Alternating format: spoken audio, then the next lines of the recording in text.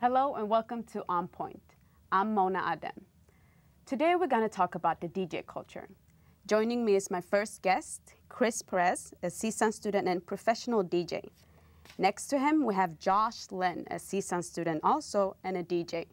And next to him we have Dr. Bernardo Attias, a CSUN professor of communication and an editor of the new book that is specifically about the DJ culture. How would you define a DJ? Well, that's a great question because that's what a big part of a couple of different chapters in the book are going to be about. The question of who is a DJ is actually quite controversial these days because of the technological changes that have occurred. So if you go back to the 1980s, 1990s, most DJs were using vinyl. Vinyl records like the one over there spinning around on that turntable. Starting in the late 1990s, early 2000s, a lot of DJs started moving over to CD players that played CDs on a device that looks, a little bit like that, but is smaller and holds CDs instead of records. And then later on, probably about 2004, 2005, a lot of DJs started switching over to computer-based systems, whether using software called Serato or Tractor, or using other systems that are built into the computer where they're DJing straight off the computer and maybe with a little box of buttons and knobs and that sort of thing. So there have been debates throughout the period of all those technological changes about whether a real DJ has to use vinyl or can use CDs or can use a computer or can use some other sort of device to actually play music. For me personally, I think anybody that calls themselves a DJ, that wants to call themselves a DJ, is a DJ. If they play music, for people to enjoy and they mix songs together, that's okay with me if they want to call themselves a DJ. But those questions raise questions of, authenticity. What does it mean to really be a DJ? Do you have to learn to match the beats of two different songs on your own to be called a DJ? Do you have to, play within a certain genre to be called a DJ, that thing? It also raises questions of virtuosity. What makes, what kinds of skills must a DJ possess? I already mentioned, matching different beats. Many people think that's an essential skill for a DJ. These days with computers, you don't have to learn it, and you can make it, you can make two beats match together with a little button that's called sync, that will automatically do the math and put the two songs together. So a lot of old school DJs are upset that they're not a real DJ if they don't know how to do that by ear. Okay. What inspired you to start DJing? This is a question for everyone here. Oh. But I will start with you. You want me to start? Yeah. Okay. I ever since I was a little kid was obsessed with music and with sound, and I used to have a little tape recorder with a record and play buttons that was like a self-contained unit, and I would put that next to the radio and tape songs right off the radio, and then tape a bunch of songs that I liked, and then I would actually cut the little tiny strip of tape and make new juxtapositions with the strips of tape, and I didn't know what I was doing. I was just messing around with it, and I thought it sounded cool. So when I first, probably in the early 1980s, I first realized that there were these people called DJs that did that with records, and I thought it was the coolest thing ever. And I wound up playing a party, it must have been 1983 or something like that, for a summer debate workshop. And I had a turntable. It wasn't as nice as that one sitting right there. That's a true DJ turntable. I had an old belt drive turntable, and I had a cassette deck, and I had a little mixer where I could plug the two in. So I played a cassette, and I played a record, and I played it, and that was my first experience DJing. That's kind of how I started. Then later in college, I DJed on the college radio station, and that's where I really picked up more about that. That's the first time I saw those, was on a college radio station. But yeah. And Josh? Well, like you said, I've always been obsessed with music. Since I was a little kid, I played the piano for about 12 years, and I didn't start DJing until I got to college, but my fascination with music was always there. I was playing the drums, the instruments, you name it, and I just loved how the DJing was an art. It was more than just mixing two songs together. It was turntablism and more than just pressing the buttons. And so when I got into it in college, it really opened my eyes, I guess you could say, and I just fell in love with it. And ever since then, I haven't stopped. Chris? To be honest, when I was young, my dad was a DJ, and he DJed during you know, the beginning of the hip hop era. So as a kid, you know, I saw him doing it, but at first it wasn't like a, you know, hey, he's doing it, I want to do it. It took me some time. You know, I was really into baseball. And what got me, to be honest, to be a DJ was my brother was practicing. He was practicing with some old, you know, Gemini turntables in the room. And he did a scratch. You know, I was about like 13 years old. He did a scratch. He moved the record back and forth. And I thought that sounded so cool. Like, I went into the room, I bugged him again. I was like, hey, do that again. And he looks at me all weird, like, what do you mean? I'm like, no, just do that again. Like, you know, move it back and forth. And he did, you know, made the little, you know, little sound. And, you know, after that, I was like, hey, that's so cool. But, you know, like, you know, older brothers do. He kicked me out the room. You know, kicked me out. I was like, okay. And then when I turned 14, 15, I started going with my dad to his gigs. And just, it came alive because I could just tell how they responded to the way he played so well. And I knew it was more than just playing music. Because, you know, my dad had a DJ partner, and he was good. I mean, he taught me a lot of what I know about DJing. But when my dad would go on, the dance floor would just ignite. It would just, you know, he'll play a lot of funk breaks, old school, disco. And by the way he played, he was a really good mixer. He knew when to play the right song, how to play it, when to bring it in, when to tease the crowd, thinking that a song was going to come in, he'll stop it. And, you know, from there on, every time I'd get out of baseball practice, I'd go home and I'd practice for hours, just hours. I mean, I wanted to scratch so bad, but my dad's like, no, you need to learn how to mix. So, you know, I'm going in there, I'm digging through records, and it's funny because a lot of new DJs in this era, my age, they don't do that. I mean, I was fortunate to have a father who was from that era, so I got to see what it was. Because to be honest, like, I'm a young cat with the old soul. Like, I play a lot of the new stuff, you know, but deep down inside, when no one's watching, I'm playing the funky stuff. So a lot of it does probably go to my dad and just my love for it. You know, I was in that room, that basement for hours. Sometimes I even fell asleep. Just wake up like, oh, I gotta go home, you know, yeah. But that's what got me. Okay, the next question is also for everyone. I will start with you, Bernardo. Who was your greatest inspiration? Wow. If you have one. If I just had one, gosh, I mean, I don't think I could stick to just one. You know, we were talking about Qbert earlier. Qbert is an amazing DJ and an amazing performer, you know, and what I really loved about Qbert is his commitment to spreading his knowledge. You know, he does videos about how to scratch. You know, he has Qbert Scratch University now, so students can go online and and he'll actually, you can upload a video of yourself scratching and he'll critique the video. You know, so that really, I mean, I'm an educator, of course, as well as a DJ, and I'm to me, this is a fascinating kind of knowledge that started out underground. And it spread underground. I mean, it wasn't until, maybe 12, 15 years ago, maybe not even that long ago, that DJ schools started opening up and people could actually go to school and learn to DJ. You know, prior to that, it was just you watched other people and said, oh, what they're doing, I want to try that, that looks cool.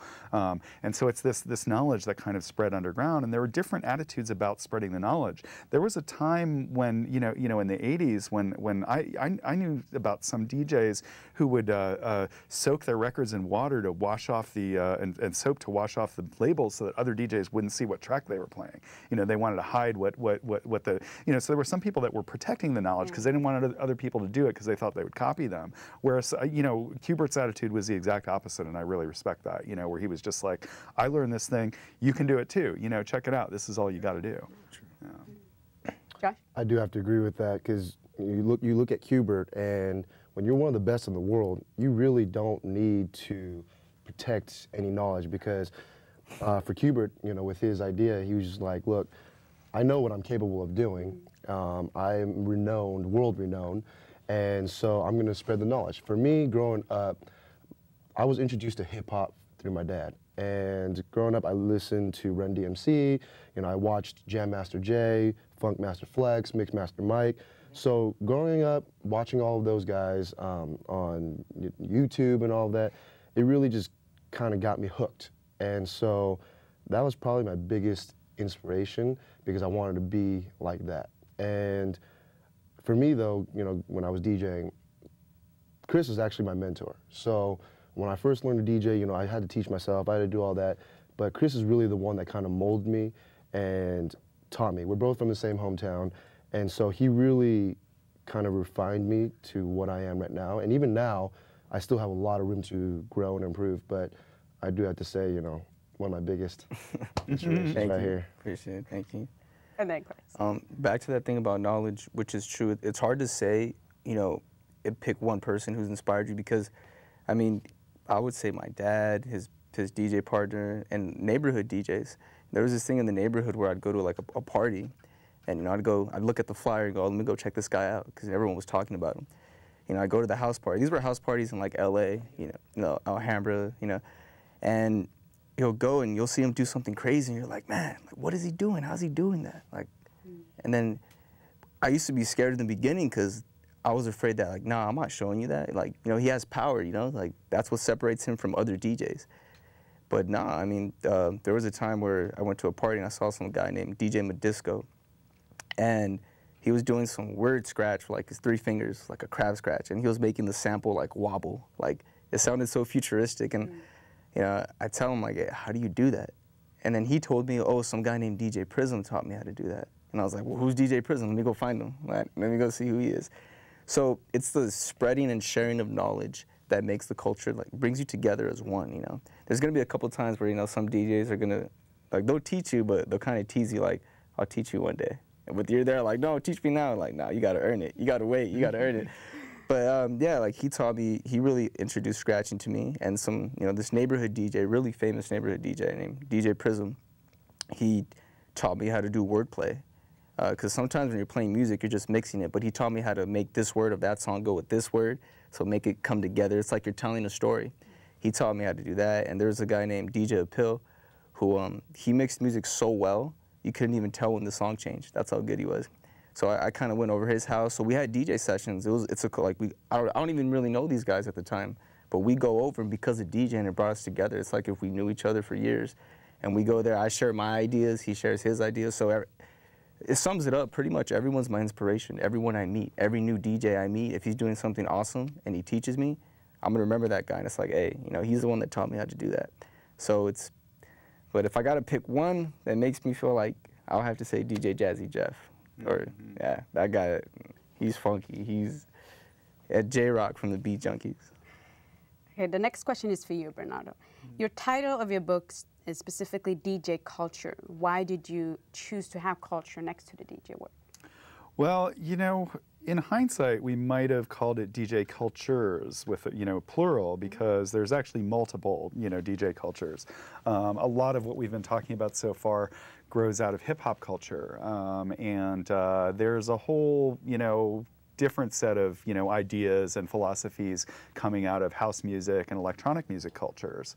And there's also, you know, funk and disco DJs who also have other ideas, and they, you know, the disco DJs are the ones who first started, you know, matching beats and putting things together in that way.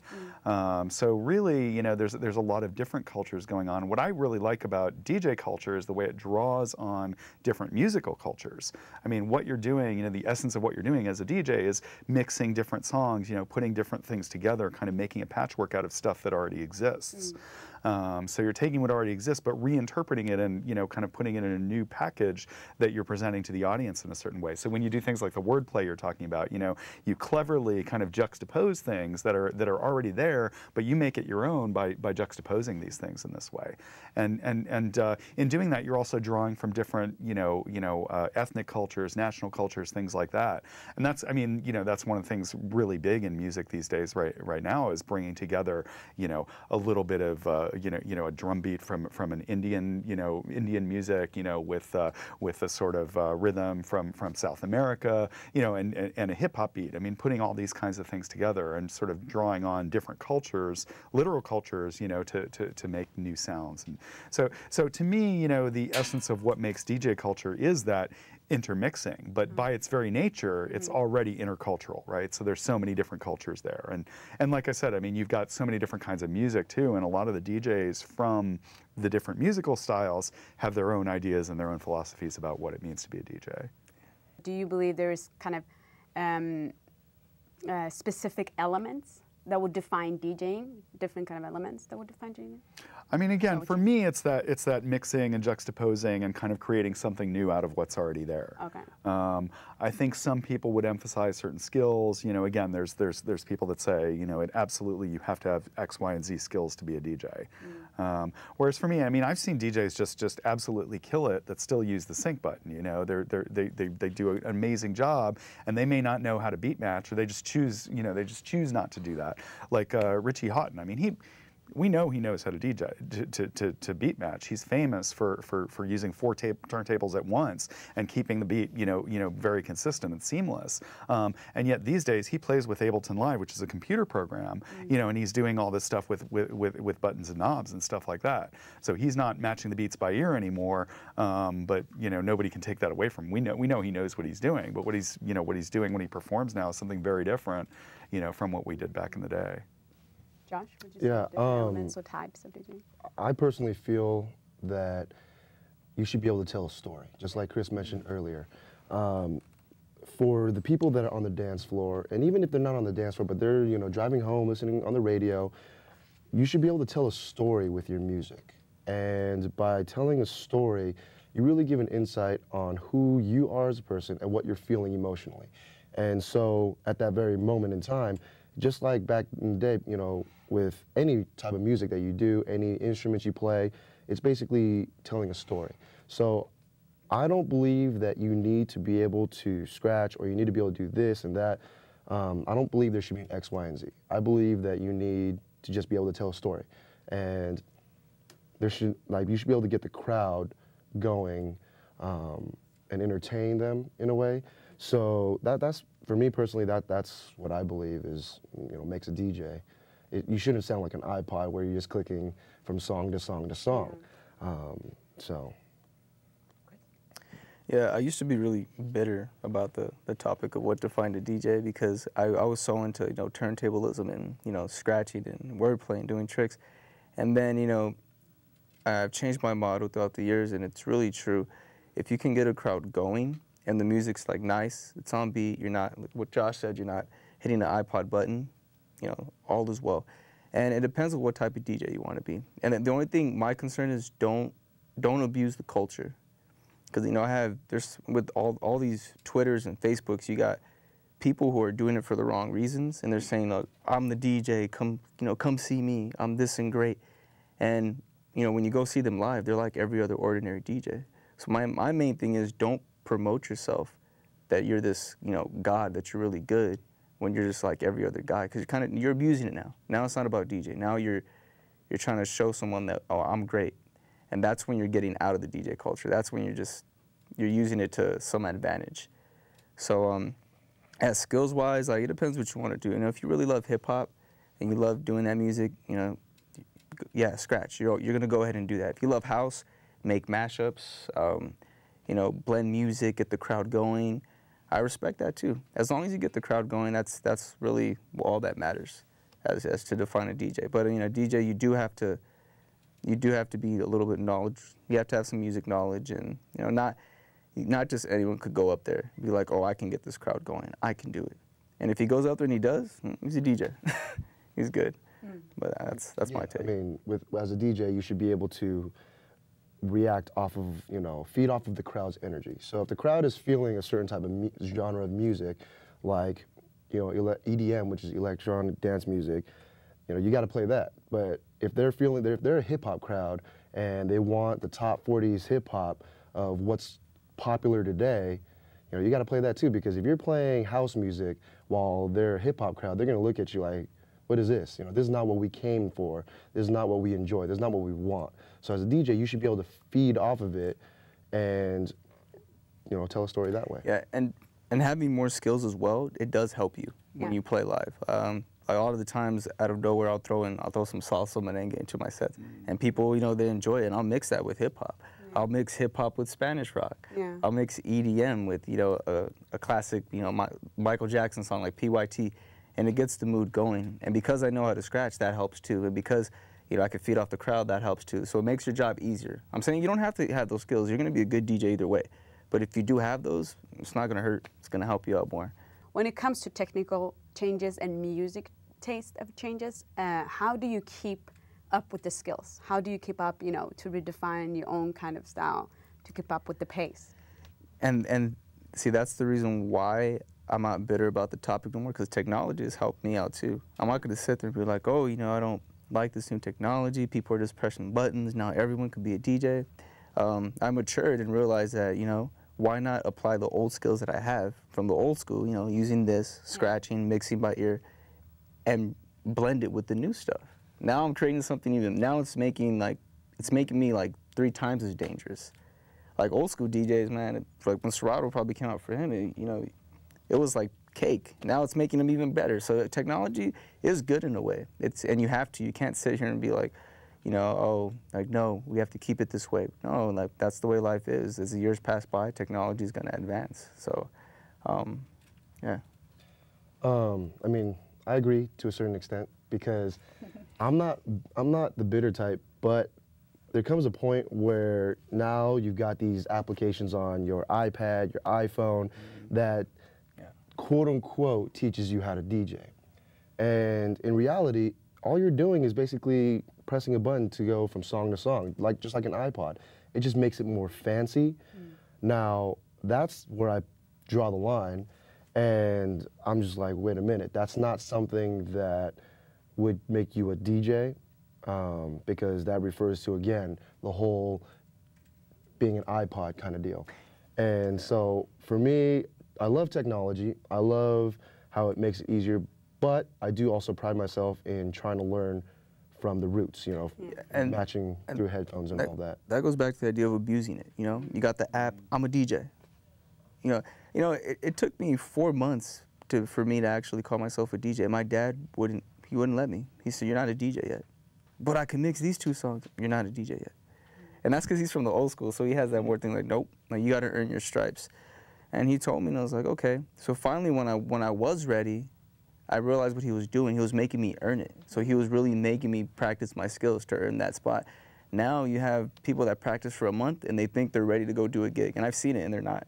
Even with all the technology, you need practice to experience what it's like playing in front of a crowd, how a crowd reacts, learning how to play the music they want, not the music you want. And that takes time. Because if I look back from, 3-4 years ago when I started playing, I've gotten better because, I've messed up. I've learned from it. And you just get better as you keep going. You discover things you never thought you discovered before. You just, oh, I'm going to do that next time. Or you know what, maybe I shouldn't do this.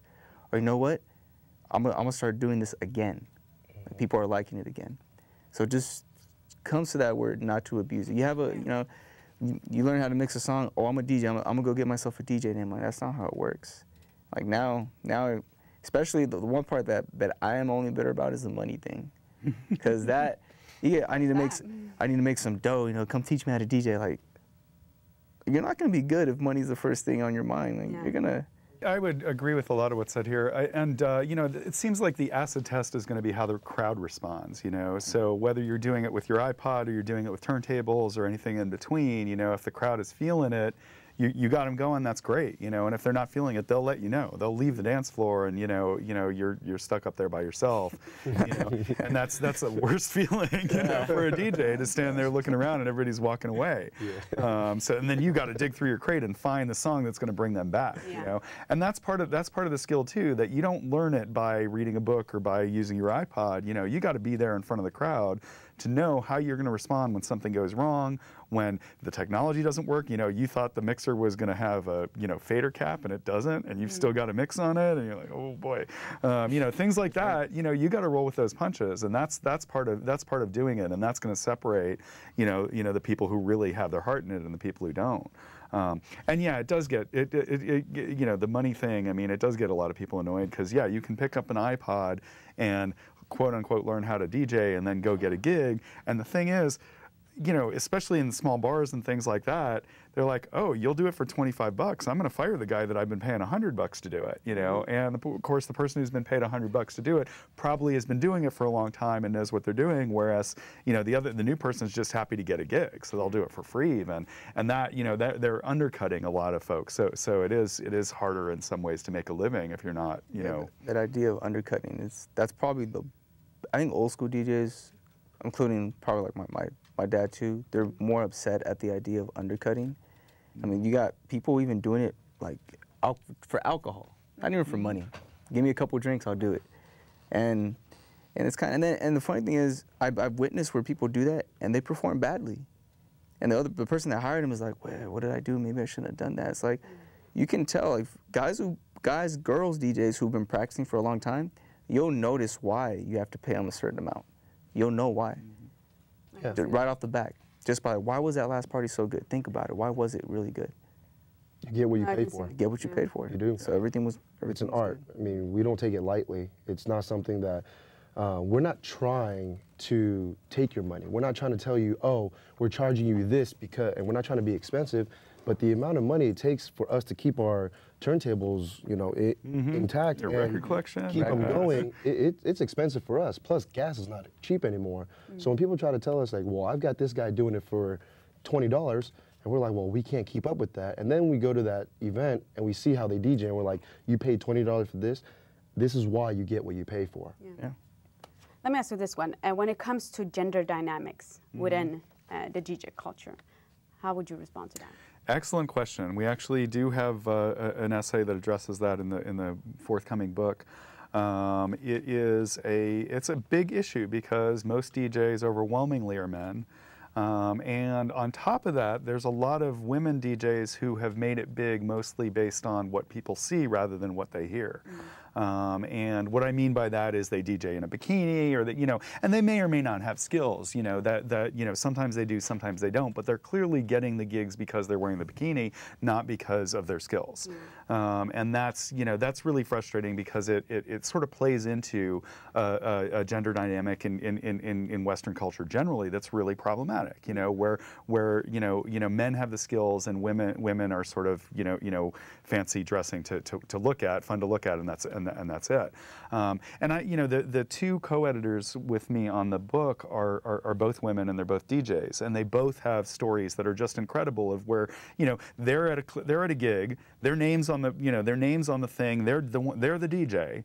And somebody comes up and sees them digging around looking for a record and says, "Excuse me, can you get the DJ for me? I have a question, you know, or I want to hear a song." And it's like, what you know, what do you think I am? You know, and they assume they're the DJ's girlfriend, you know. So the assumption is kind of built into the culture. So now that said, there are some, you know, amazing women DJs, and they're serving as role models to bring more women into the culture. So I think slowly that is changing over time.